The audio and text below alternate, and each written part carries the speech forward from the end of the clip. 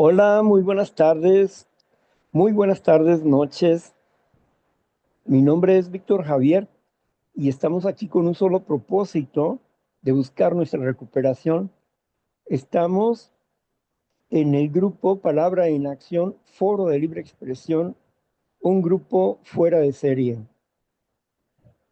Y bueno, aquí usted tiene la libertad de hablar. Nosotros exponemos en algún momento y ustedes tienen un tiempo para compartir. Así es que tengamos el corazón abierto para escuchar la reunión de hoy que trata del libro de Coda. Nuestra Tienes compañera, trabajo, papá, ¿para qué lo quieres? nuestra compañera Leticia, ¿Cómo eres? ¿Que es bien inteligente? nuestra compañera Leticia está con nosotros para ayudarnos en la lectura y también para ayudarnos en la coordinación. Y le damos la bienvenida a Marta Leticia. Adelante, Marta Leticia. Sí, muchas gracias. Buenas noches, compañeros. Buenas noches, señor Víctor. Pues aquí Marta Leticia sanando conductas codependientes y neuróticas. Como primer término, les voy a leer la reflexión de las meditaciones diarias de Neuróticos Anónimos de la fecha 22 de enero. Ayuda de Dios. Pero este cambio requiere una fuerza más grande que la del individuo. Dios como cada quien lo concibe, como cada cual lo concibe, ya que el intelecto solamente no, no puede darnos el cambio que deseamos. Las leyes de la enfermedad mental y emocional, página 3. No estaba acostumbrada a pedir la ayuda de un poder superior como yo lo concibo. Siempre le pedía que me diera todo para estar bien con él. Hoy sé que tengo que tener la humildad para requerir su ayuda siempre, no solo cuando lo necesito. Lamentablemente así me sucedía. Solo cuando estaba en algún apuro lo buscaba y quería respuesta inmediata. Hoy sé que las cosas deben ser a su tiempo, no al mío. Debo de dejar que él tome las decisiones que crea convenientes y debo aceptar su voluntad, cerrar mis ojos y dejar atrás todos esos ruidos externos y concentrarme en el silencio. Bueno, ahora oiremos la reflexión del señor Víctor. Gracias.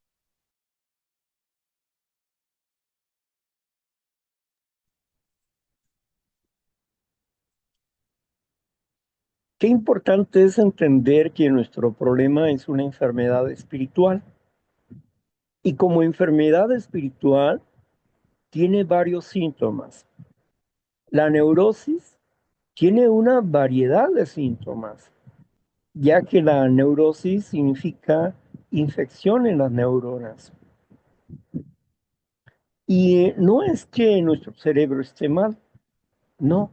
Las neuronas por donde pasa la información está enferma. ¿Por qué? Porque tiene información equivocada. Nosotros poseemos un espíritu humano y como espíritu humano por sí mismo no podemos sanar nuestras emociones. Necesitamos de un poder superior, de un Dios como cada quien puede comprenderlo. Pero es importante dejar claro que la enfermedad tiene síntomas. ¿Cuáles son los síntomas de la enfermedad? El alcoholismo, la codependencia, comedores compulsivos, juegos, jugadores obsesivos y depresivos, bipolares, etcétera. No importa el defecto de carácter que usted me señale o la adicción que usted me señale, es tan solo un síntoma de una enfermedad espiritual. ¿Qué significa enfermedad espiritual? Es la enfermedad de tus ideas, creencias, pensamientos, ideales y falsas fidelidades. Es decir, hay un mundo falso dentro de nosotros que nos engaña. y que no nos permite vivir de manera adecuada. Y ese es un espíritu enfermo, que enferma el cuerpo y disminuye nuestra capacidad para la vida. Es por eso que estamos aquí. Y necesitamos entender que yo, como ser humano, soy limitado. ¿Y que necesito de la ayuda de Dios para ir transformando mi mundo interior con un nuevo espíritu? Una nueva forma de pensar, de ser, de actuar, una nueva personalidad. Es lo que necesitamos. Y para eso es natural que necesitamos reconocer que estamos mal y que necesitamos mejorar nuestras vidas y estar enteramente dispuestos a hacer lo que sea necesario para cambiar. Gracias. Gracias, señor Víctor. A continuación, pues vamos a seguir leyendo. Nada más voy a recordar un poco lo que vimos la semana pasada. Vimos que es la codependencia y los patrones de conducta que tiene la codependencia, que son 5, de acuerdo a la literatura de Coda. Dice patrones de negación, patrones de baja autoestima, patrones de complacencia, patrones de control y patrones de evitación. Y voy a continuar leyendo para concluir con ese tema de los patrones. Dice así: en nuestra primera reunión, escuchamos a las personas hablar sobre sus batallas y cómo han cambiado sus vidas al trabajar en un programa de recuperación. Escuchamos hablar de la recuperación de las relaciones, las que tenemos con nosotros mismos, con nuestro poder superior y con los demás. Aprendemos cómo podemos experimentar la libertad y la paz interior. Escuchamos con asombro mientras parecen estar contando nuestras historias, describiendo nuestros problemas y hablando de nuestros sentimientos más secretos. Esta puede ser una de las pocas veces que no nos sentimos extraños o solos, dispuestos con el conocimiento de que somos como otras personas. Nos damos cuenta de que si ellos pueden trabajar en el programa y mejorar sus vidas, nosotros también podemos hacerlos. A medida que asistimos a más reuniones, escuchamos un mensaje de esperanza fuerte y claro.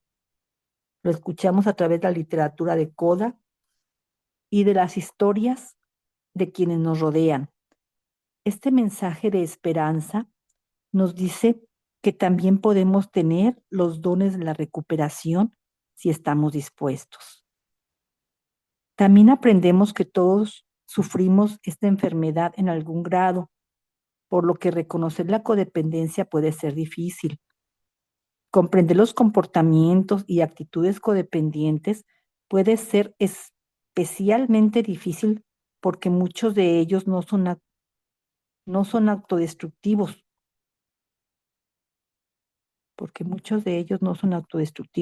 Cuando éramos niños, es posible que hayamos usado estos comportamientos para sobrevivir al abuso o a la negligencia.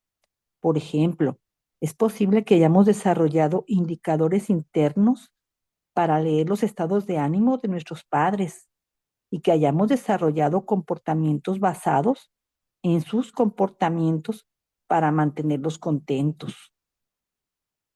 Para muchos de nosotros la codependencia empeoró a medida que crecíamos. Los comportamientos que pueden habernos servido en la infancia ahora son el motivo por el que nuestras vidas se deterioran. A medida que nuestra codependencia empeora, perdemos nuestra capacidad de reconocer este dolor y su daño. Una vez que reconocemos nuestros sentimientos de dolor, podemos comenzar a tomar la decisión de cambiar. También debemos tratar de ser pacientes, amorosos y tolerantes con nosotros mismos mientras comenzamos el camino hacia la recuperación. Cada uno de nosotros se recuperará de manera única y a una capacidad diferente. Nuestros caminos son tan individuales como nuestras personalidades y circunstancias. Pero si bien partimos de diferentes puntos, compartimos un objetivo común de la recuperación. Y aquí concluimos, señor Víctor, esto de los patrones. Gracias.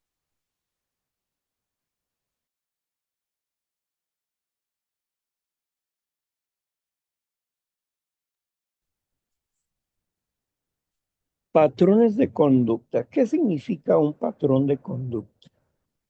¿Cómo llegamos a tener un patrón de conducta? Es lo que no nos explica ahí. Pero vamos a tratar de explicar lo que es un patrón de conducta. Un patrón de conducta comienza en el momento en que la persona absorbe emocionalmente actitudes de los padres, hermanos o parientes o amigos. Y absorbe actitudes emocionales porque tiene una educación emocional. Cuando ve repetir varias veces la misma acción a las personas, los pequeños suelen imitarlos. En sus juegos podemos ver el reflejo de lo que ellos están aprendiendo emocionalmente. Pero también podemos entender que hay una educación cognitiva, es decir, a través del conocimiento de la palabra. Esta educación puede ser moral como inmoral. Es decir, el que va a regir al niño, a la niña, para que reconozca a papá, a mamá, hermanos, tíos, y para que sus relaciones físicas sean limitadas, para que el niño mismo se autoproteja y aprenda que ni papá ni mamá tienen derecho a tocarles. No, no de manera indebida. Y ni los tíos ni los abuelos tienen derecho a tocar la intimidad infantil o besarlos o decirles que vamos a jugar a besarnos o cosas por el estilo. Cuando hacemos eso, estamos protegiendo al niño para que él no pase por una situación vergonzosa, dolorosa. Pero cuando no existe una educación moral y sexual sobre este asunto, entonces el niño está a merced de sus propios sentimientos, de sus emociones y a merced de los adultos que están enfermos en ese punto de la sexualidad. Por eso, cuando se repite este patrón conductual, cuando un adulto amenaza a un niño o un adolescente amenaza a un niño que no tiene que responder porque le va a golpear, le va a lastimar, o bien le va a decir a sus padres que él fue el que comenzó, o cosas por el estilo, donde el niño indefenso se queda esclavizado y asustado y no puede hablar porque quien está abusando de él lo asusta y lo manipula. Para esto se va desarrollando una actitud de defensa en el pequeño, una actitud de defensa de no hablar y de no hacer lo que el adulto no quiere que diga ni quiere que haga. Se muestra sumiso, pero el niño, como son tres temperamentos diferentes, puede actuar sumisamente o puede actuar agresivamente. La respuesta de callar se vuelve agresiva en el niño. Cuando el niño tiene un temperamento difícil, y aunque puede ser que no diga, pero se vuelve cada vez más agresivo porque es su manera de llamar la atención sobre su situación interior. que no puede hablar. El otro temperamento, el temperamento regular, este puede hacer ambas cosas. Ser sumiso, como en algún momento ser agresivo. Puede andar en los dos campos. Sin embargo, podemos decir que estos esquemas o estos patrones conductuales que comienzan en la infancia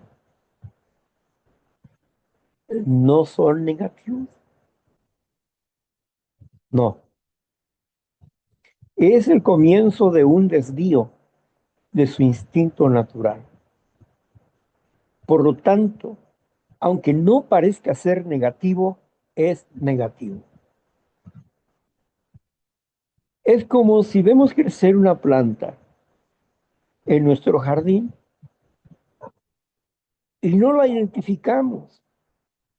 Si es buena, si es venenosa, no la identificamos. Seguimos regándola para luego identificarla. Y cuando llega a ser adulta, cuando llega a ser grande, la planta,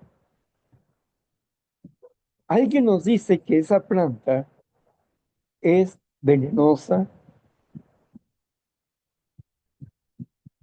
Entonces queremos cortar la planta de nuestro jardín.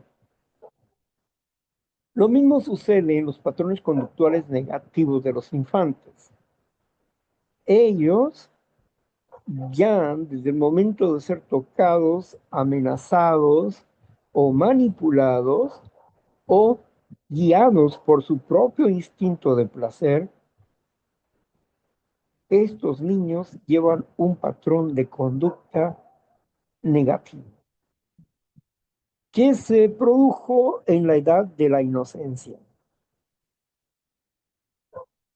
No podemos decir que tales patrones en algún momento eran positivos. Ah, es que me defendieron del medio que me rodeaba, del medio social que me rodeaba. No, él se salvaguardó ahí, porque era la forma en que no iba a ser molestado ni lastimado, y aprendió a someterse. Pero dentro de él había frustración, enojo, furia.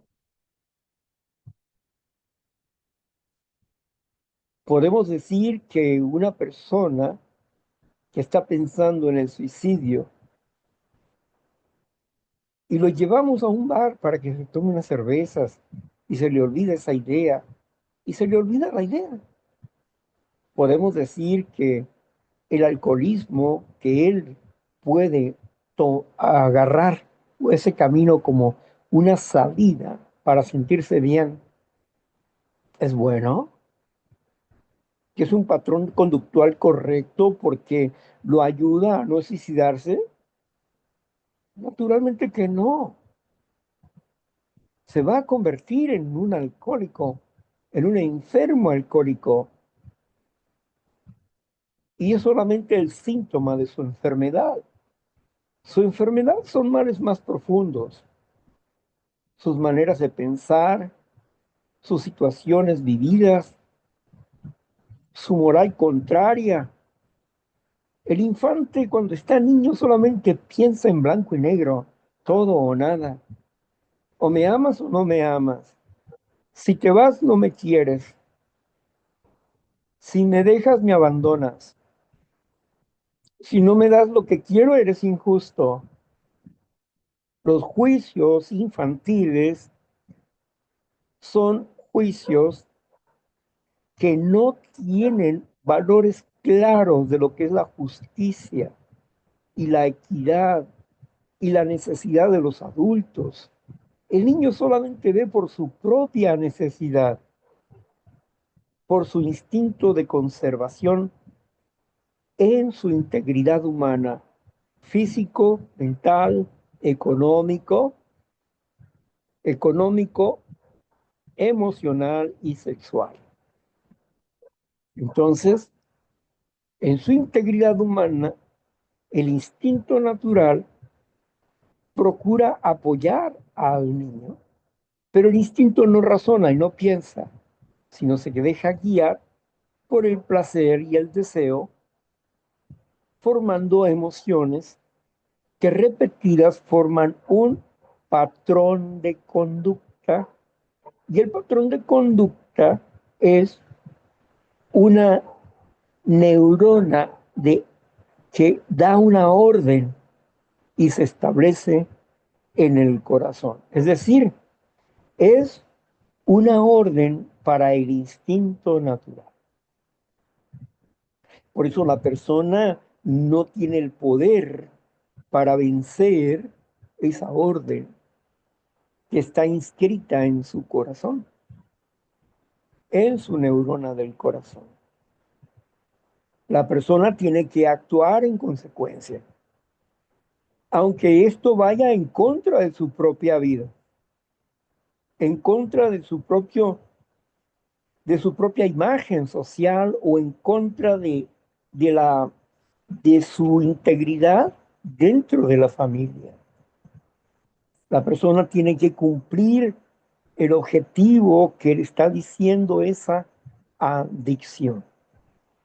Adictus o adicción significa sin derecho a hablar, que es un esclavo. El esclavo no tiene derecho a hablar, solamente obedecer. Y cuando somos esclavos de la comida, de la bebida, del alcohol, pues, de las drogas o cualquier otra cosa, del sexo, de personas, de circunstancias. Entonces, ¿qué significa esto?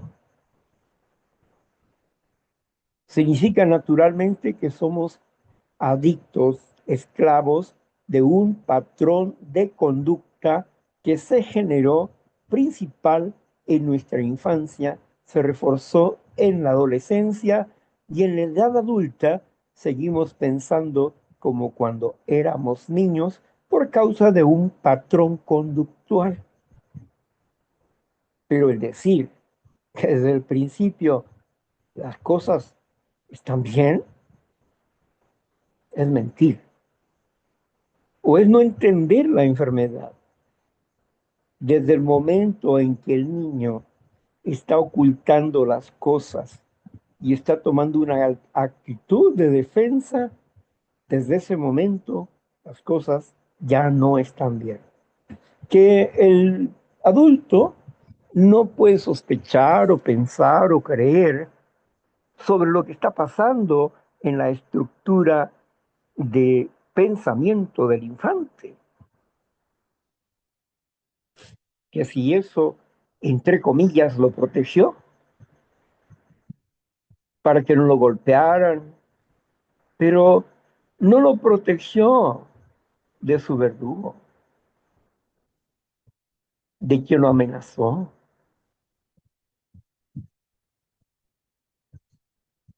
de su cuidador, que rompió con su confianza.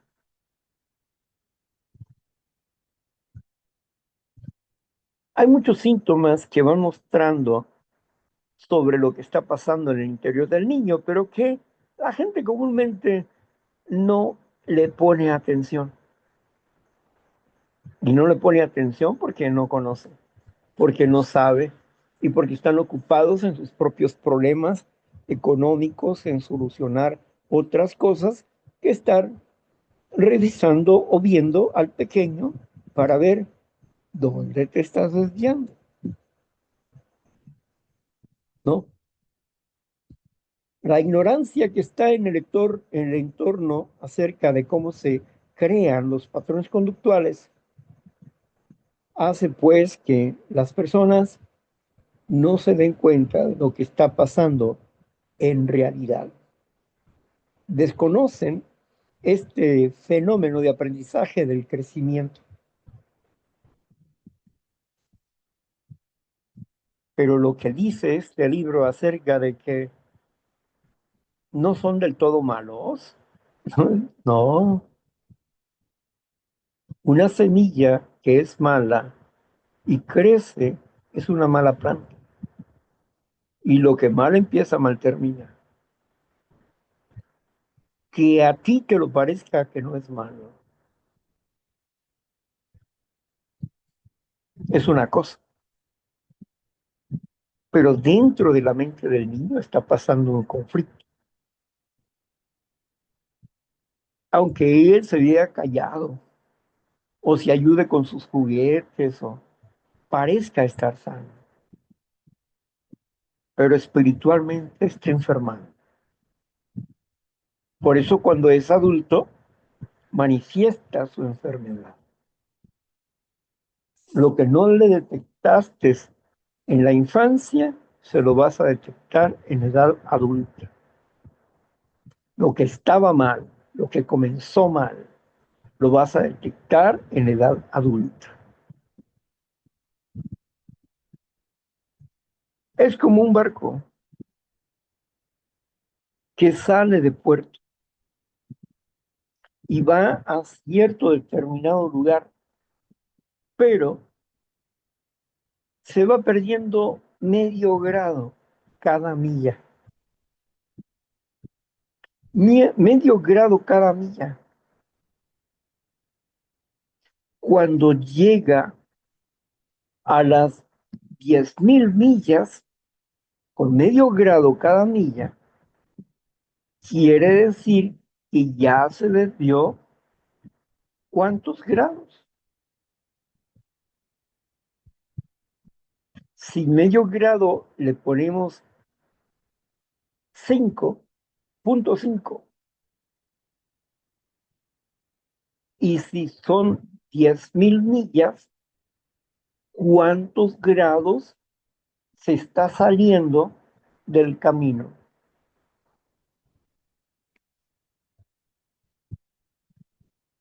Entonces, podemos entender que 50 grados fuera del camino es mucho. Nosotros podemos tener un camino, pero si el instinto se desboca, se sale del camino, es un defecto de carácter, es un patrón de conducta negativo. Podemos decir entonces que cuando eran 5 grados que se estaba retirando de su realidad, podemos decir que estaba bien. No. Desde el momento en que se sale del curso de su realidad, va avanzando para practicar un patrón de conducta negativo. Por eso no podemos valorar un patrón de conducta de que su inicio haya sido bueno. Hubo una apariencia de bondad, pero no era bueno. Acuérdense que la codependencia es un síntoma de la enfermedad, de la neurosis. La codependencia no es la raíz de la enfermedad.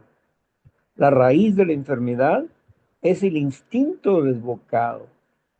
Cuando el instinto se desboca, produce actos egocéntricos. Cuando nosotros suprimimos al instinto, es decir, domesticamos al instinto, nuestros actos se vuelven amorosos. Nosotros no vamos a destruir al egoísmo, vamos a ¿qué? A gobernar el instinto. Le vamos a cambiar la dirección al instinto para que vuelva a su curso natural. Hey, te habías salido 50 grados, regresa a tus ¿qué? A tus grados reales y entonces vas a seguir el camino y ya no estarás fuera de curso, sino que entrarás al curso natural de tu vida. Lo mismo si domesticamos al instinto natural, significa que vamos a dominar, que vamos a gobernar y que vamos a desarrollar la habilidad de amar, porque estamos destruyendo a un acto egoísta ¿Con un qué? Con un acto de amor. Ese es el asunto. ¿Eras soberbio o ya eres humilde? Si la soberbia donde ocultabas tus defectos de carácter deja de ser soberbia porque reconociste tus defectos de carácter, los admitiste y los estás corrigiendo, entonces, ¿qué estás haciendo? Estás derribando lo que se había construido con egoísmo y estás construyendo con amor. Pero es tu decisión. Cuando permitimos que el instinto decida por nosotros, formamos patrones egocéntricos. Cuando nosotros determinamos el camino, si tenemos un sano juicio, podemos nosotros manifestar el amor, la cordura. Hablando de patrones de conducta. Quería corregir este punto que está mal escrito ahí en ese libro azul. ¿Sí? Da la sensación de que cuando eras niño era un dulce y no te diste cuenta que estabas comiendo un dulce envenenado. Y que ya de adulto te diste cuenta que tus actitudes era un escondite, una fuga, porque no tenías ni el poder, ni la capacidad, ni el valor, ni el razonamiento, ni la capacidad de pensar, ni el juicio para defenderte. Fuiste víctima de la enfermedad y de los enfermos que te rodeaban. Ellos también fueron víctimas infantiles y nosotros también fuimos víctimas infantiles. Se repitió el patrón negativo. Ahora tenemos que romper esquemas, paradigmas, ideales, ideas. Tenemos que adquirir una nueva forma de pensar y razonar para mejorar nuestra vida interior. Gracias. Gracias, señor Víctor. Ahora continuamos dentro del mismo capítulo 1 del libro azul de codependientes. Hay un subtema que se llama negación. Me voy a permitir leerlo. La negación de nosotros mismos, nuestro pasado y nuestro presente suele ser un gran obstáculo para nuestra pronta recuperación. Es un término que se usa en ocasiones cuando no aceptamos nuestros comportamientos codependientes. A medida que aprendemos sobre sus patrones y características, o cuando los escuchamos descritos en la historia de otra persona, en ocasiones, en nuestra frustración, vemos claramente lo que los demás hacen mal, pero no podemos reconocer nuestro propio comportamiento equivocado. Algunos de nosotros llegamos a un lugar de desesperación y no pensamos en nada más que en rendirnos. Nos aislamos de nuestros amigos y familiares, muchas veces rechazando su amor. Algunos de nosotros nos esforzamos por crear el escenario de todos juntos en nuestros hogares, matrimonios, familias, trabajos, amistades y vidas sociales. Por mucho que intentemos lo contrario, en ocasiones experimentamos matrimonios, relaciones con los padres y la familia, amistades y carreras devastadas. A veces, aún entonces, nuestra negación continúa. Podemos engancharnos tanto en la negación y en el control que nos vemos obligados a aceptar la mano de la recuperación a través de una intervención y un tratamiento formal. Con el tiempo, podemos vernos envueltos en una separación o un divorcio, en una acción judicial, en un encarcelamiento, en un intento de suicidio, en una hospitalización por enfermedades relacionadas con la salud física, en problemas mentales, en la pérdida de un empleo o en un abandono de la carrera profesional. Recorremos un camino extremadamente solitario y vacío en negación, ya sea que suframos una adversidad severa o intentemos parecer que tenemos todo bajo control. Por lo general, llegamos a un punto en el que la negación ya no funciona. Finalmente decidimos que ya es suficiente. Buscamos la mano de otros en coda y, si es necesario, ayuda profesional. Aquí concluimos lo que es la negación y posteriormente pasamos a otro punto. Adelante, señor Víctor, gracias. ¿Qué es la negación en la realidad? Es una defensa del instinto natural desbocado, que puede ser consciente o puede ser subconsciente. Una persona puede estar buscando la recuperación, pero no se sujeta a lo que encuentra. Alcohólicos Anónimos en el libro azul dice: rara vez hemos visto fracasar una persona que haya seguido concienzudamente nuestro camino. Los únicos que no se recuperan son los individuos que no pueden o no quieren entregarse de lleno a este sencillo programa.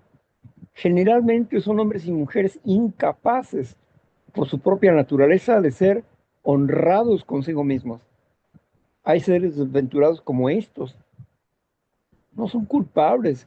Al parecer nacieron así. Por su naturaleza son incapaces de entender y de valorar una vida que exige la más rigurosa honradez. Para estos, las probabilidades de éxito son pocas.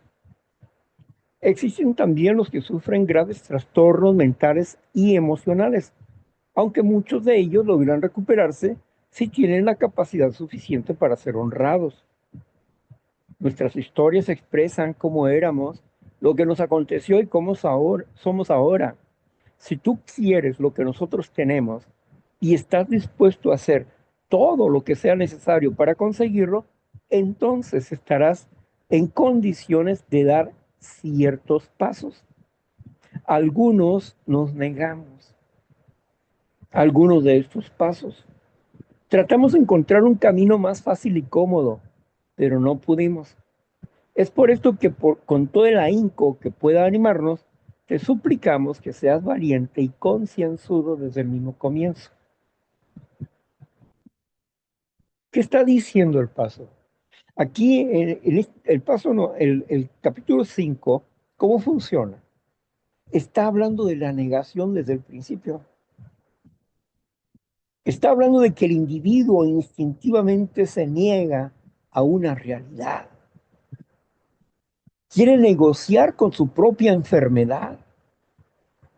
No considere que está tan enfermo como dicen las demás personas, aunque tenga un fondo que está hablando de su denigración física, mental, emocional y espiritual, pero él no la puede entender. No puede ser lo suficientemente honrado como para decir: esto me está dañando y me está llevando a la muerte, ya me quitó a la familia, ya me quitó aquí y allá. No, ellos no pudieron comprenderme, por eso yo estoy aquí. Si mi esposa no se hubiera divorciado de mí, si mis hijos me hubieran querido más, me hubieran ayudado a salir del problema, pero me abandonaron, me dejaron solo. Está en la negación de su realidad. Porque uno, ignora su realidad. Dos, su instinto lo está manipulando. Buscamos un camino más fácil y cómodo. ¿Cuántos caminos hay aparte del libro azul? Independientemente de Neuróticos Anónimos, ¿cuántos caminos hay? Más de 300 experimentos con los pasos de recuperación Y muchos de ellos que dicen que son los pasos de recuperación, no son los pasos de recuperación, son formaciones que las personas han hecho para hacer un experimento sobre una situación. La mayoría son entretenedores para que no se recuperen. ¿Por qué? Porque no entienden el paso práctico que se les está presentando. ¿Por qué? Porque el paso, cada uno de los pasos es destrucción del egoísmo humano y es construcción de la humildad en el ser humano.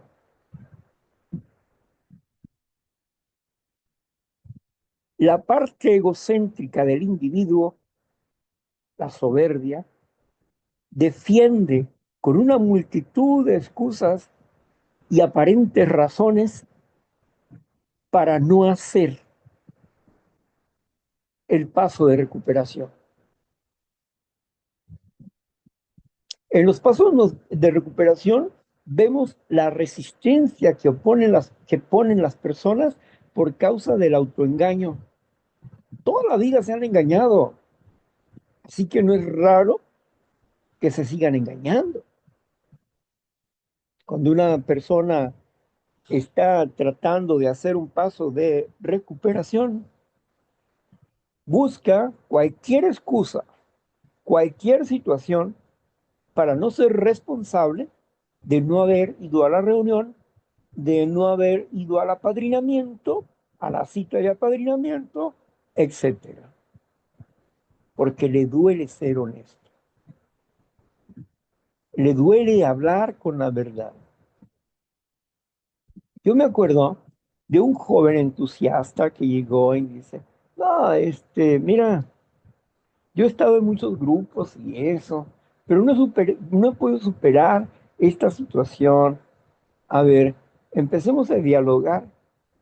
Después de 2 o 3 semanas de estar dialogando, llegamos a un punto quirúrgico. Y en ese punto quirúrgico, cuando le dije, ¿y qué pasó aquí? En este punto, ¿qué pasó? Aquí tuviste tú un problema fuerte con tal persona de tu familia, ¿sí? Que detonó una situación. O no la aceptas o no la quieres aceptar. Pero si no aceptas ese hecho, no te vas a liberar del punto. El joven empezó a ver para todos lados y dijo, me tengo que ir porque ya es la hora de la comida. ¿Está bien? Y no volvió. ¿Por qué? Porque no podía enfrentarse a esa verdad. ¿Qué sucedió con esa persona? A mí nunca me lo dijo. Que eso fue lo que detonó una situación en él. Pero al sentirse descubierto, él huye. ¿Qué es eso? Negación. Lo mismo sucede cuando vamos descubriendo en una persona las acciones que ella misma no comprende de sí misma, donde hay autoengaño y negación. En el codependiente hay mucho de eso. No, no, no, no. Es que ella sí me ama, sí me ama. Lo que pasa es que a veces le duele la cabeza, se siente enferma o se siente desesperada por la situación. Y yo soy culpable porque pues no he podido tener un trabajo donde gane más dinero, etcétera, para poder darle lo que ella quiere. ¿Crees eso? Estás negando una verdad. Estás enfermo, eres codependiente de esa persona y te adjudicas las culpas, te autoculpas de lo que por las acciones de la otra persona. Dices que tú eres el motivo de eso, que porque sí te ama. No es cierto. Tú te estás creando un asunto ahí, estás imaginando cosas porque tú quieres ser amado y porque tú quieres que esa persona te ame y no puede ver la realidad de su situación. ¿Por qué? Por el autoengaño que ha venido arrastrando desde su infancia. Romper con el engaño que está en nosotros es un trabajo difícil para muchas personas. Una persona dijo, padrino, yo quiero que me ayude. Mire que tengo este problema. Y me explica el problema. Le hablo del problema, le explico el por qué, hace como que comprende y al siguiente cita procrastina. Le hablo de los ejercicios que tenía que hacer, no los hizo. Procrastina. ¿Por qué? Porque dentro de su enfermedad hay una situación de placer y confort que no le permite aceptar o romper con esa adicción. Puede ser aparentemente una acción de amor, un sacrificio por un ser querido, aparentemente, pero es una dependencia emocional. Es compleja hablar de lo que es la negación en sí, porque así como cuando rompes algo y te da miedo de decir que tú lo rompiste, como por ejemplo los niños, jugando rompen algo. ¿Quién hizo esto? No, yo no sé. Yo acabo de llegar, allá iba corriendo, yo vine y venían corriendo tras de mí ella y luego yo iba adelante y oí que se quedó.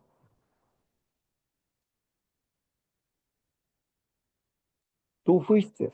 No, yo no fui, yo no fui. Tú fuiste. Y la niña dice, no, yo no fui. ¿Cómo que no fueron? ¿Cómo se cayó? Pues no sé. ¿Qué es eso? Negación a una responsabilidad por miedo a un castigo. Y aunque a veces el engaño sea evidente, evidente, no lo puede reconocer la persona que se autoengaña. Como que llega una persona a una casa X y la señora por un momento le dice, ahorita vengo, te voy a traer un refresco, un vaso de agua, un jugo, no sé. Y va, pero dejó unas monedas ahí porque acababan de traerle algo y ahí quedó el cambio. Cuando viene la persona ya no está. Y le dice, oye, aquí estaba un cambio, ¿qué pasó con él? No, pues yo no sé, yo no lo vi, no sé, ¿verdad? Oye, tú lo tomaste, porque nadie ha llegado aquí, ningún niño ni nada, estamos tú y yo. ¿Cómo se iba a perder el cambio de esa mesa? Ah, me dice que es ladrón, que soy ladrón y que soy mentiroso. Yo creo que usted no se dio cuenta dónde lo dejó, pero allí en la mesa no estaban. la negación. A pesar de que los hechos digan lo contrario, la persona se niega a aceptar eso, de que es responsable de un asunto. Estamos hablando de una negación racional, consciente y subconsciente. Y yo no puedo decir que por sea subconsciente no sea racional. Es también subconscientemente también es racional. Solamente que necesitaríamos desligar algunos actos para poder entender en qué momento la persona logró empezar a defenderse, obtener placeres y defenderse con la mentira y la negación de un acto.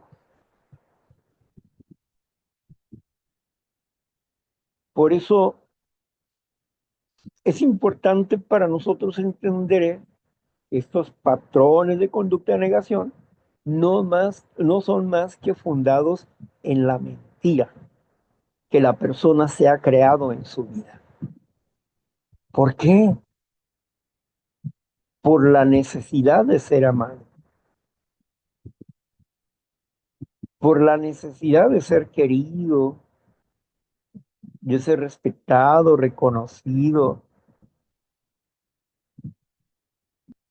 por esa necesidad. Cuando se es codependiente. Así que el patrón de conducta de la negación es un producto de muchas mentiras, desde la infancia hasta la fecha.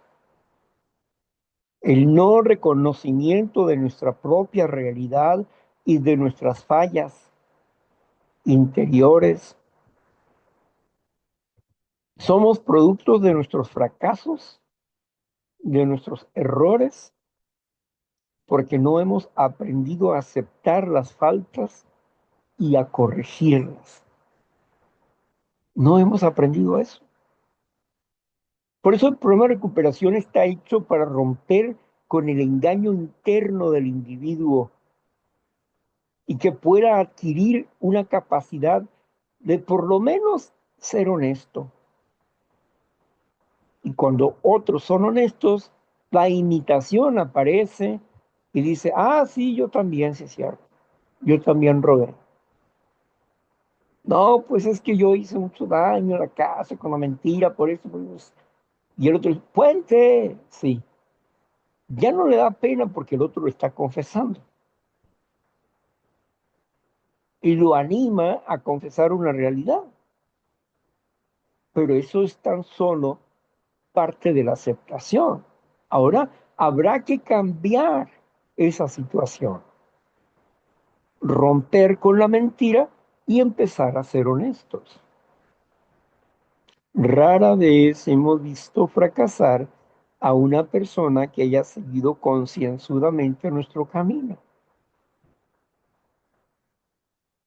Los que no se recuperan son los que no pueden o no quieren entregarse de lleno a este sencillo programa. Generalmente son hombres y mujeres incapaces de ser honrados consigo mismos. Entonces, ¿quiénes pueden lograr la sobriedad, el equilibrio emocional, la libertad de sus emociones, la sanidad emocional? ¿Quiénes pueden lograrlo? Los que son honestos, los que son honrados consigo mismos, los que tienen una capacidad de autocrítica con honestidad. Esos se van a recuperar, los demás no. Al menos que aprendan a desarrollar la honestidad y a descubrir públicamente sus faltas. Primero ante Dios, luego ante sí mismo y luego ante otra persona. La naturaleza exacta de sus faltas. Ese es el trabajo.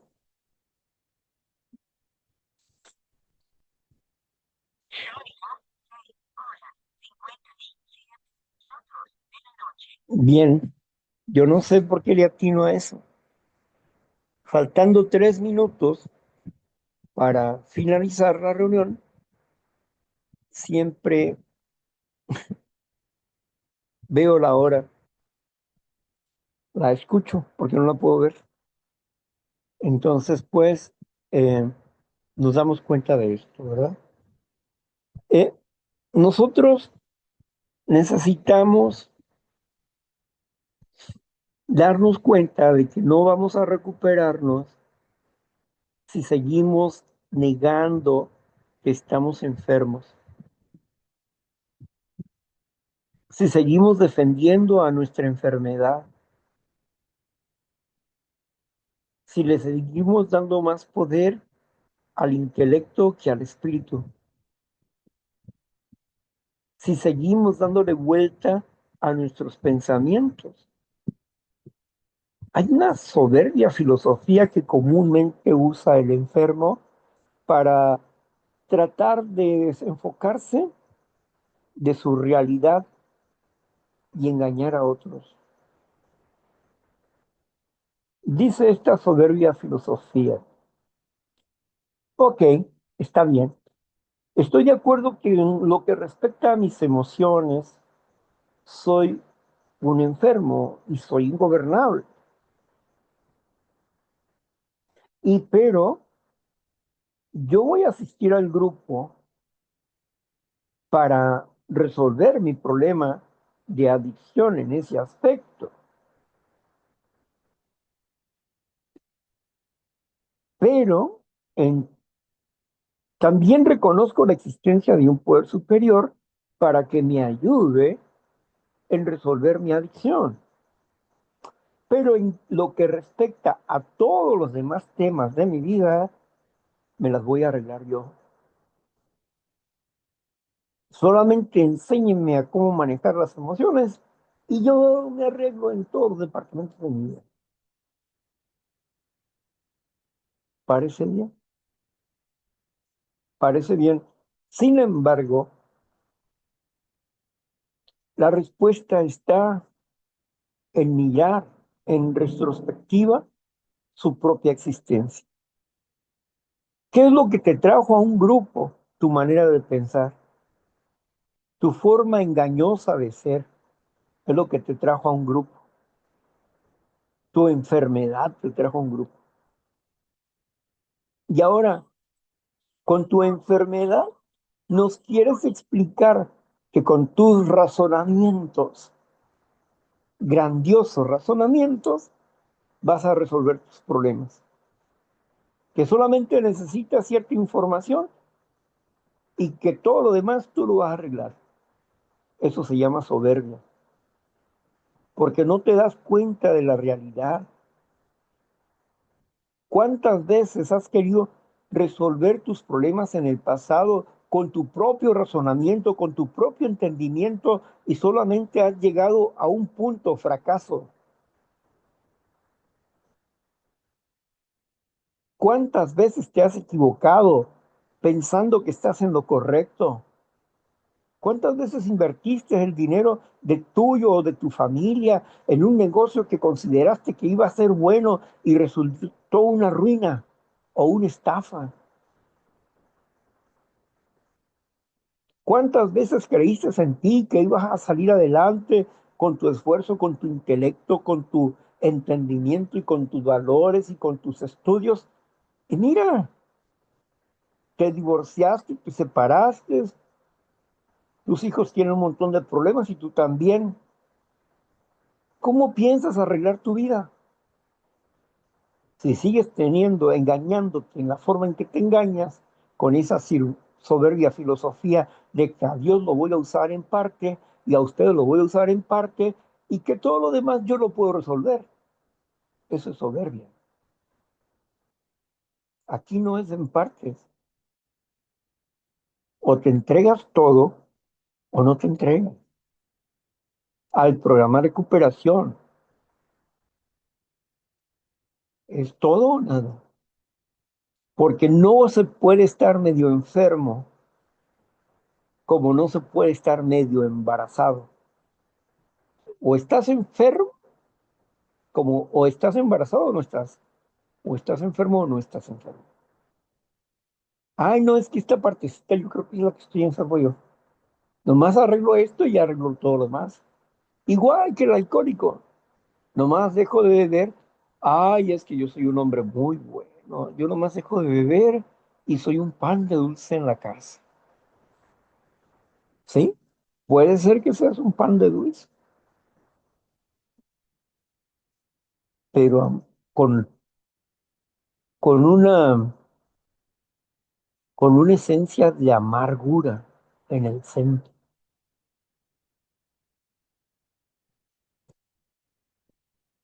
Pan de amargas hierbas, dulce por fuera y amargo por dentro. Entonces,